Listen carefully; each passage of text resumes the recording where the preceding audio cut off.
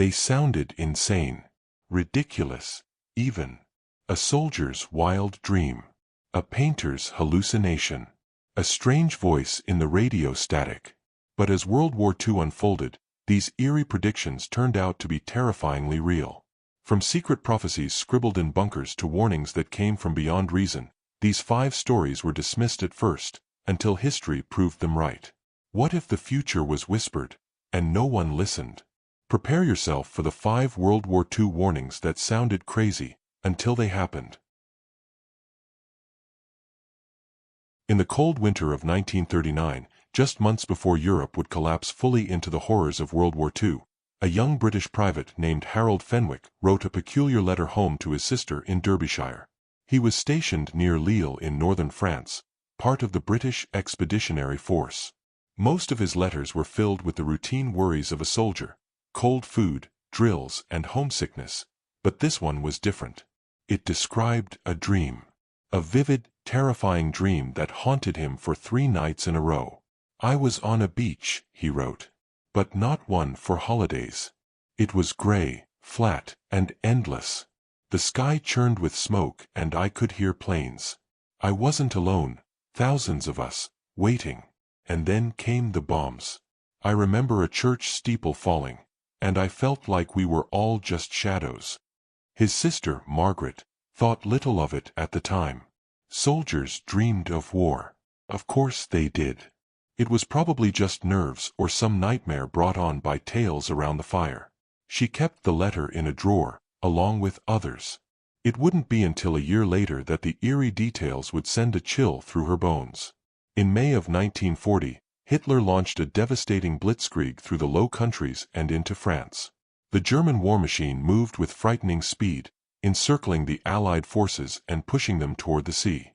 What followed became one of the most critical evacuations in military history, the miracle of Dunkirk.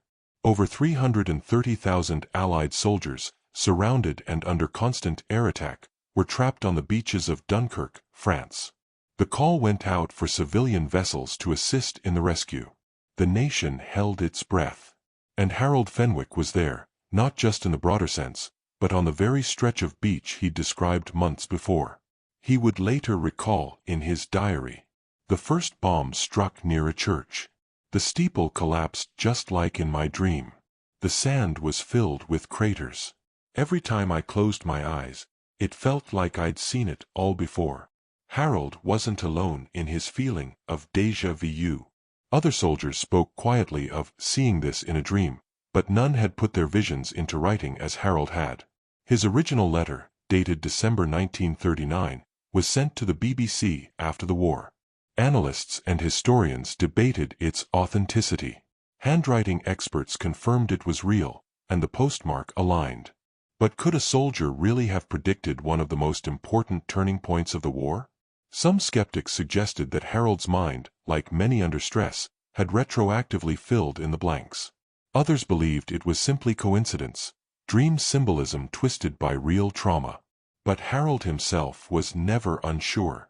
Until his death in 1987, he maintained that something, he didn't know what, had shown him that moment. What made his claim even more unsettling was the precision of the imagery.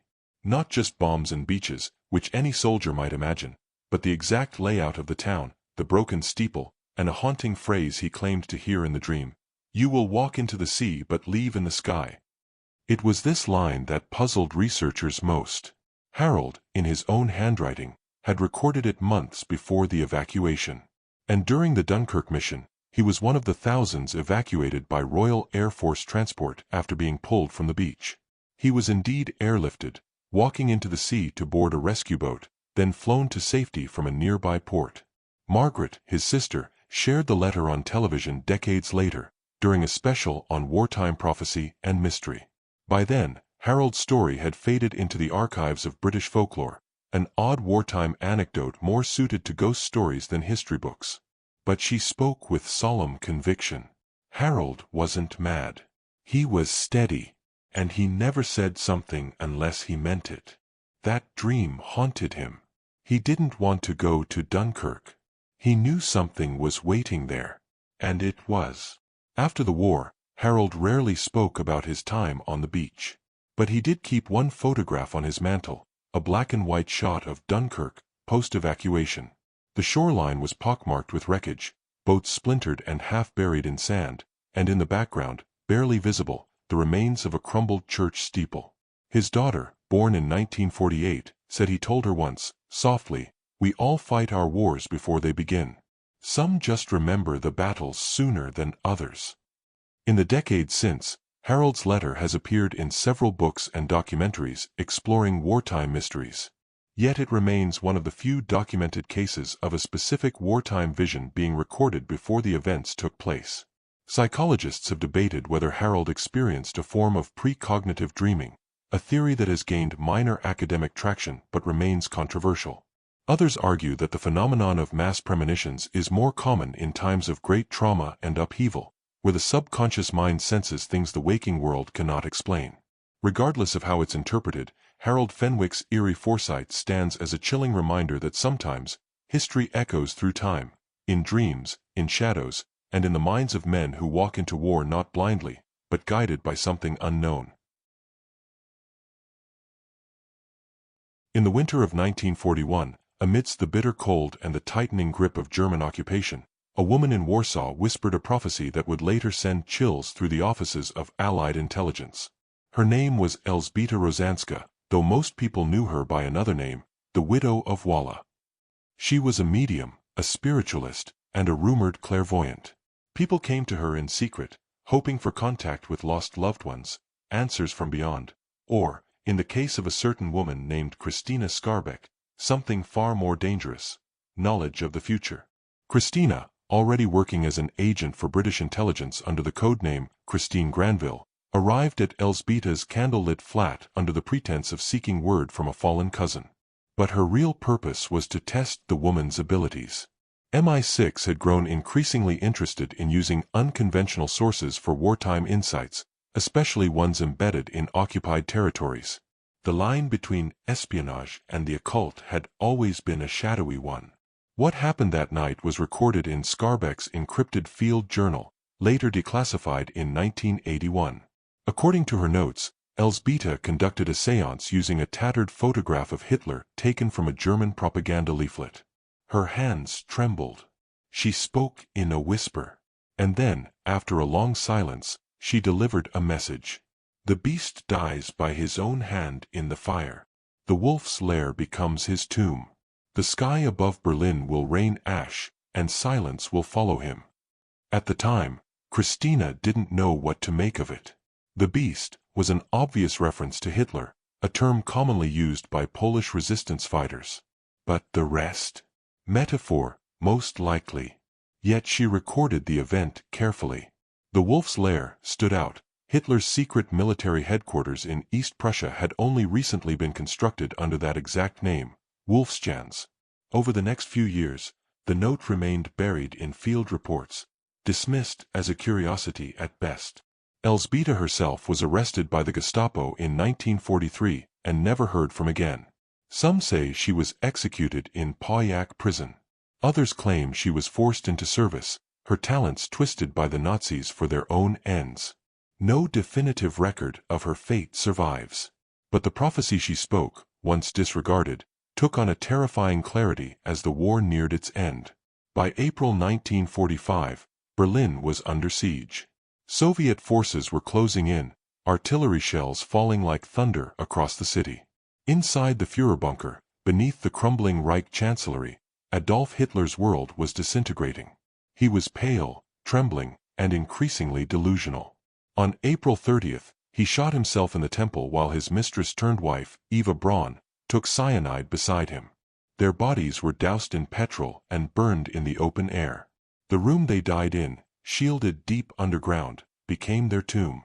The wolf's lair, metaphorically speaking, had shifted from the Eastern Front to beneath the very heart of Berlin. Soviet troops would later recover what remained, charred bones and ash. Elżbieta's prophecy had been fulfilled in unnerving detail. The phrase, "dies by his own hand in the fire," was not abstract. It was literal.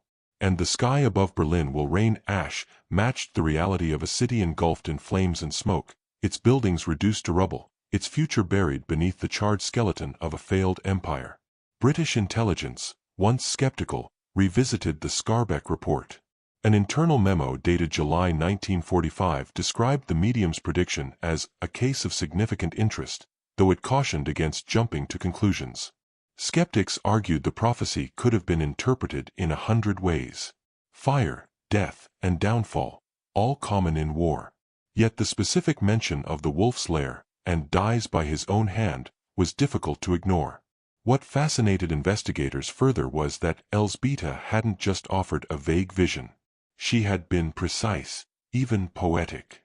And her delivery matched the eerie pattern of wartime premonitions that defied rational explanation. She had no way of knowing in 1941 that Hitler would retreat to an underground fortress. No way of knowing his paranoia would lead to suicide rather than capture. No way of knowing the world would one day see footage of a burning Berlin and remember her words. Christina Skarbek, for her part, never forgot that night. After the war, she returned briefly to Poland, now under Soviet control, and tried to find records of Elżbieta. She visited Walla, the neighborhood reduced to rubble during the Warsaw Uprising. There was nothing left. The flat was gone. The people who had once gathered in secret circles of candlelight were dead or vanished. In a letter to a friend in 1946, Skarbek wrote, "She was not of this world. Whether it was madness, magic, or something else, I do not know. But she saw the end before the end began. And for that, she vanished." Some believe Elżbieta was just one of many sensitives tuned to the frequency of war. Others say she was a fraud whose prediction merely aligned with the outcome by chance.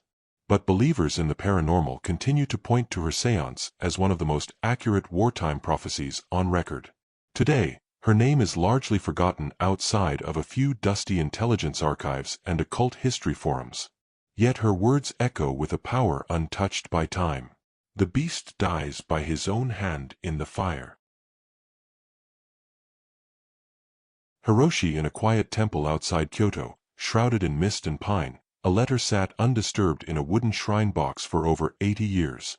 It was not hidden, exactly, but forgotten, sealed by tradition and reverence. It belonged to a man named Tōyama Hiroshi, a career officer in the Imperial Japanese Navy, who served in intelligence operations during the tense years before the Pacific War erupted. His life, like many others, was swallowed by the chaos of history. But the letter he left behind would become one of the most chilling artifacts to emerge from World War II's legacy. Dated August 1937, just a month after the Marco Polo Bridge incident that marked the outbreak of the Second Sino-Japanese War, the letter was addressed to his younger brother, Kenta, a monk in training. The writing, done in careful brushstrokes on rice paper, seemed ordinary at first. Brotherly reflections, polite well-wishes, and talk of duty to the emperor. But one paragraph stood out, written in darker ink, as though added after deep thought or hesitation. "The winds will carry fire to the western islands, but the ocean will answer with waves of ash. Beneath the mountain of clouds, silence will fall. I write this not with certainty, but with the weight of a vision I cannot shake." This cryptic passage was puzzling. Kenta, who kept the letter tucked into a sutra scroll, never shared it during his lifetime. He interpreted it as metaphorical, perhaps a poetic warning about war's consequences or a reflection on karmic retribution. It wasn't until 2019, when the temple opened its wartime archives to researchers, that the letter resurfaced. Historians were stunned. The Western Islands were believed to refer to Hawaii. Winds carrying fire, eerily close to the surprise Japanese attack on Pearl Harbor in December 1941, where aerial bombardments destroyed American battleships and aircraft. The ocean answering with waves of ash was even more disturbing. 2 years after Pearl Harbor, in August 1945, the United States dropped atomic bombs on Hiroshima and Nagasaki, coastal cities, unleashing a storm of literal ash and fire unlike anything the world had seen. And the final line, "Beneath the mountain of clouds, silence will fall," seemed to describe the towering mushroom clouds and the stunned, eerie quiet that followed the explosions. The immediate question was, how could Tōyama Hiroshi have foreseen events that would occur nearly a decade later, and on a scale the world had never known? Digging into naval archives, researchers discovered that Tōyama was indeed a rising figure in Japan's Strategic Intelligence Division in the 1930s. He had studied in Europe, spoke fluent English, and was known for his analytical mind. But around 1938, he abruptly resigned from his military post, citing spiritual disquiet and retreating into seclusion. No official reason was ever given. He died in 1943 of an illness in the mountains of Wakayama, 2 years before the atomic bombings occurred. Theories quickly emerged. One group of scholars believes that Tōyama, with access to global intelligence, simply made an educated guess. War with the U.S. was already anticipated by some factions within Japan. He may have believed that aggression would provoke retaliation, and he encoded his fears in poetic language. But others, particularly those interested in wartime prophecies, aren't so sure. The level of symbolic accuracy in his letter is difficult to dismiss.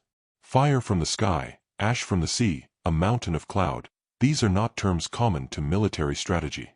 They are dreamlike, prophetic. Kenta, in his later writings, hinted at a strange change in his brother during the summer of 1937. He spoke of long periods of silence, vivid dreams, and sudden insights. One journal entry reads, "Hiroshi stood beneath the cedar tree and said, 'I saw a second sun above a city. But it did not give life. It turned all to dust. I thought it a metaphor. Now I wonder if he saw something true.'" Whether these visions were the product of a stressed mind or something more enigmatic remains a mystery. What is known is that Hiroshi's final years were spent in quiet contemplation, far from the gears of war he once helped turn. The letter, now displayed in a climate-controlled case at a Kyoto museum, has become a subject of international fascination. Experts from Japan, the United States, and even the United Nations have studied it, not for intelligence, but for what it might say about the human mind under the pressure of global catastrophe. Some psychologists suggest Hiroshi may have experienced historical clairvoyance, a controversial term describing instances where individuals intuitively sense the arc of future events without conscious reasoning. Others liken it to the prophetic dreams many reported in the lead-up to major disasters, like the sinking of the Titanic or the 9/11 attacks. But there is a third group, smaller and quieter, who believe that Tōyama Hiroshi's words were not his own at all. In Buddhist esoteric texts, there is mention of Mokken no Yum, the dream of the wood tablet, a rare vision said to visit those at the crossroads of death and fate. The vision warns of great suffering and destruction. Some believe Hiroshi was touched by such a dream, one that reached across time not as a message to stop war, but as a record of its inevitability. Regardless of belief, the words he left behind remain potent. The winds will carry fire to the western islands, but the ocean will answer with waves of ash. Beneath the mountain of clouds, silence will fall. A poetic warning, or a chilling prophecy. In a modest Paris apartment cluttered with canvases and dusty paints, lived a reclusive woman named Amélie Duret, once known as La Prophétesse en couleur, the prophetess in color. Her life was unremarkable by most standards. Born in 1898, she never married, never held a major gallery showing, and rarely left the Montmartre neighborhood where she was born. Yet in the months leading up to the Allied invasion of Normandy in 1944, she produced a series of paintings so disturbingly accurate, so deeply foretelling, that British and French intelligence would later file them under wartime psychological anomalies. The paintings were not commissioned. They came to her in what she called night storms, episodes where she claimed to be pulled from her sleep by vivid images and overwhelming emotion. She would rise at midnight, light a candle, and paint feverishly for hours, sometimes days, without speaking or eating. Her neighbors grew used to the flicker of light and the strange smell of turpentine drifting through the stairwell. The most notable work from this period, now referred to simply as Les Ombres sur la mer, Shadows on the Sea, was finished in April 1944, 2 months before D-Day. The large canvas showed a gray, stormy shoreline, with ghostly ships looming in the fog. From the sky, planes descended like metallic birds, while shadowy figures in dark green uniforms emerged from the waves. The cliffs in the distance bore an uncanny resemblance to Point du Hoc in Normandy, a key strategic point during the Allied landings. But what truly unsettled those who saw the painting was the foreground, a church steeple broken in half, American helmets half submerged in sand, and strange symbols that matched, almost exactly, tactical invasion marks that were not made public until after the war. Amélie, who never left France and had no access to classified information, had painted something no civilian should have known. The painting caught the attention of a local resistance cell when a passing courier, once an art student, noticed the uncanny resemblance to military maps he'd briefly seen. Concerned, the resistance contacted the Free French Intelligence Bureau in London. Soon after, two men posing as art collectors visited Amélie. One was MI6. The other was French counterintelligence. They interviewed her under the guise of commissioning more artwork. In notes declassified decades later, the agents reported, "She claims no knowledge of the war effort or its operations. She insists the painting came from a dream in which she saw angels made of thunder and men without faces walking into the fire. Her emotional state is stable but distant. There is no indication of deceit, though she speaks as if channeling something beyond herself." Uncertain what to make of it, the intelligence officers purchased the painting and took it to London. It was examined in secret by the Allied High Command's Psychological Warfare Division, who ruled it a creative coincidence, but admitted it could serve as a morale device if revealed post-invasion. The painting was never revealed during the war. Instead, it was locked away in a storage facility for years. Meanwhile, on June 6, 1944, D-Day, the largest seaborne invasion in history began. The beaches of Normandy erupted with fire, smoke, blood, and iron. Point du Hoc, the location eerily mirrored in Amélie's work, was assaulted by U.S. Rangers who scaled the cliffs under heavy German fire. When news of the invasion spread, Amélie retreated further into seclusion. Her final series of paintings, done in July 1944, took a darker turn. Cities in ruin, children crying in fields of rubble, and one work simply titled Le Tombeau du Soleil, the Tomb of the Sun, showing a blinding white flash consuming an entire skyline. That final painting would not make sense until August 1945, when the world saw the aftermath of Hiroshima. But Amélie would not live to know this. She died suddenly in October 1944, during the liberation of Paris, reportedly of a heart attack. She was 46. Her body was found surrounded by unfinished canvases, twisted, surreal images of tanks sinking into oceans, and clocks melting against bunkers. Her death was listed as natural, but rumors swirled that she had known her time was ending. One of her last diary entries, scribbled on the back of a receipt, read, "I am just the hand. The storms come, and I paint. But I do not choose the colors. The sea brings them to me." Today, Les Ombres sur la Mer hangs in a private museum in southern France. Experts continue to debate its meaning. Some call it an artistic coincidence, others, a haunting example of how trauma and global conflict can channel itself through the subconscious mind. But a growing number believe Amélie may have tapped into something beyond, a kind of collective premonition, shared by those sensitive enough to feel history before it happens. Art historians, military scholars, and paranormal researchers have all studied her work. Her style was considered primitive, yet emotionally charged. Her accuracy, in both place and emotion, remains unsettling. In a time before the world knew the details of the invasion, she painted it as though she had walked among the soldiers herself. Her surviving works remain under lock and key, studied not for their artistic merit, but for what they might still reveal. And in a dark corner of one canvas, barely visible in charcoal, she once scrawled, "They will come by sea, but they return through silence." In the wind-swept hills of southern England, tucked among scattered stone ruins and overgrown fields, there once stood a clandestine radio listening post known only by its codename, Tower Black. Built in early 1940 by the British Special Operations Executive, SOE, the tower was designed to intercept encrypted Axis transmissions and test experimental frequencies believed to carry sensitive communications. It was a project draped in secrecy, run by technicians, linguists, and cryptographers who knew they were chasing ghosts through static. But not all transmissions received at Tower Black came from the enemy. In February 1944, during one of the routine deep frequency scans, technician Walter Penrose picked up something strange. At exactly 3:14 a.m., on an unassigned band between 19.5 and 20 MHz, the tower's monitoring equipment captured a garbled voice transmission, not in German, not in Morse, and not in any known radio language of the time. At first, Penrose thought it was interference or a signal bounce from the continent. But when he cleaned up the recording and slowed the playback, he realized what he heard was English. Distorted, metallic, but clear. The message lasted only 47 seconds. It said, "The waters rise. The metal birds descend. The beach will burn in the morning. The wall will break. The ghosts will march." Then silence. Penrose, shaken, reported the incident to his commanding officer, who dismissed it as static anomaly or psychological fatigue. Tower Black had been operating under extreme pressure, and many of its crew were battling exhaustion.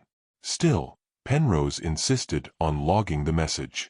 He titled it Unclassified, Prophetic Broadcast, and marked it with a question mark and a yellow tag, used only for the most unusual events. Then, just 4 months later, on June 6, 1944, the message made horrifying sense. The waters rise, the English Channel filled with over 5,000 ships. The metal birds, Allied bombers and gliders darkening the sky over Normandy. The beach will burn. The shores of Omaha and Utah erupted in gunfire, smoke, and flames as troops landed under relentless German resistance. The wall will break. Hitler's vaunted Atlantic Wall was breached within hours. The ghosts will march. More than 150,000 Allied soldiers, many of whom would not return, surged inland to begin the liberation of Europe. The coincidence was too sharp to ignore. Penrose, now vindicated, returned to the recording, trying to trace its source. But no known Allied transmitter could have sent it. The frequency band was not used by the RAF or SOE. Attempts to triangulate the origin came up empty. Stranger still, the original magnetic tape, stored in a lead-lined box for archival, began to degrade unusually fast, corroding from the center outward. When technicians tried to play it again months later, it gave off only a high-pitched tone before disintegrating in the reel. In 1972, the UK Ministry of Defence declassified portions of the Tower Black project. Among the records released to the public was a heavily redacted document titled Phenomenon No. 7, Morning Message. It referred to the intercepted broadcast and suggested that several SOE linguists believed the voice sounded mechanically altered, as if passed through a filter not known to 1940s technology. Others dismissed the idea, suggesting it could have been an accidental broadcast or psychological suggestion amplified by wartime stress. But then a second revelation came. Decades later, in 1991, a retired RAF engineer named Colin Mears revealed that Tower Black had not been the only facility to receive the broadcast. He claimed that a sister station near Leeds had also picked up the message, but theirs had included an additional sentence, one that wasn't recorded by Penrose's tower due to early tape cutoff. Mears recited it from memory, claiming it had haunted him for years. "The fire will end the tyrant, but the silence will last longer than the war." That phrase, eerie and poetic, struck many researchers as an allusion to Hitler's suicide and the subsequent Cold War silence that blanketed Europe. Over the years, conspiracy theories blossomed. Some speculated that the message had come from the future, a phenomenon of temporal radio resonance, a fringe idea that intense moments of human conflict create ripples in time that can echo backward under specific electromagnetic conditions. Others suggested it was a coded Allied message sent by a clandestine unit testing a new form of psychological warfare, meant to confuse, manipulate, or inspire troops. But no record of such a unit ever surfaced. One historian pointed out an even more bizarre coincidence. The voice on the recording, when digitally modeled from remaining spectrogram fragments, bore striking vocal similarities to a British soldier named Corporal Elias Van, who died on the beaches of Normandy during the first wave of the D-Day invasion. Van had no radio experience, no known ties to Tower Black, and certainly no means of broadcasting a message months before the operation. But the match, while circumstantial, added to the growing mythos surrounding the event. The site of Tower Black was dismantled in 1954. Today, only a foundation slab remains, hidden under moss and wildflowers. Local hikers occasionally report odd static coming from portable radios when they pass the area. Others say nothing at all. Walter Penrose died in 1986. In his journal, donated posthumously to a museum, he left a single note beneath a sketch of the Normandy coastline. It read, "We thought we were listening to the enemy. Maybe we were listening to the future." No other transmissions like it were ever received again. The recording is lost. The tower is gone. But the message remains, retold by those who study the strange intersections of war and the unexplained. And so ends the last of the eerie prophecies that came true during the Second World War. Every case adds a new layer of mystery, leaving more questions than answers. Which one lingers in your mind, and what's your take on what really happened?